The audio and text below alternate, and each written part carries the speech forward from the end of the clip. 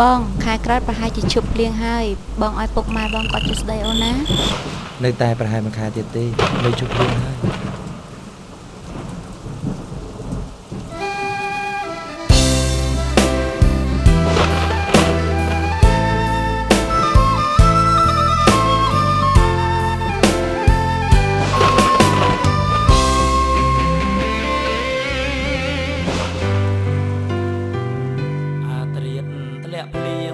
បងស្រែកច្រៀងលំស្នេហ៍ថ្ងៃ3រនោចដើមខែ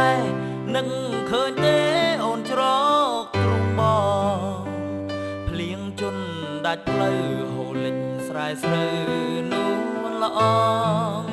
អូនយំក្រសោបកាយបងទ្រូងទ្របខ្នងបំបត្តិរ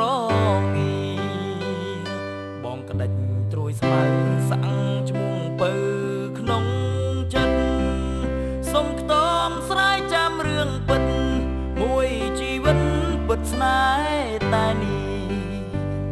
អូនឲ្យបងចាំលំដល់រដូវផុតភ្លៀងពុកម៉ែនឹងចូលស្ដីនាងរៀមស៊ីលៀងសែននាងតាភ្នោថ្ងៃនេះបាត់អូនមិនឃើញស្មួនវិលតាមសន្យាបងថាមកចាំស្នេហាបាត់ទៅណាសួរក្មេងគង់វាលតែពួកវាមិនព្រមឆ្លងឆ្លើយព្រួយណាស់ណាម្ចាស់ស្នេហ៍អើយមានថ្មីហើយឬយ៉ាងណាដូចខ្វែងនេត្រាឲ្យពីការងងឹតសូ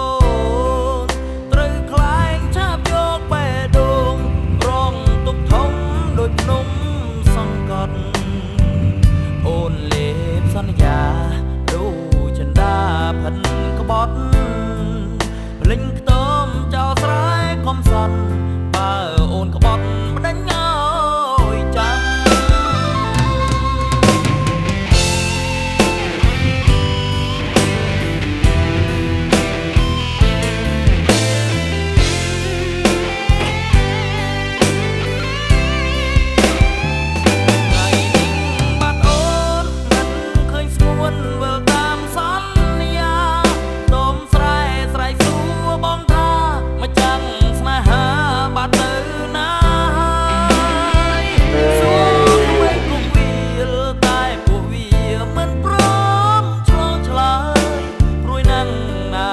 ស្នេហ៍អើ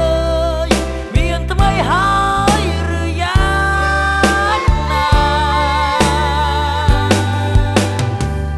ដូចការងងឹតសូនត្រូវខ្លែងឆាបយកបេះដូងរងទុកធំដូចភ្នំសង្កត់អូនលេបសន្យាដូចចិន្តាផិតក្បត់ភ្លេចខ្ទមចោលស្រែកុំសត់បើអូនក្បត់ម្ដេចឲ្យចាំអូនលេបសន្យាដូចចិន្តាផិតក្បត់ភ្លេចខ្ទមចោលស្រែកុំសត់បើអូន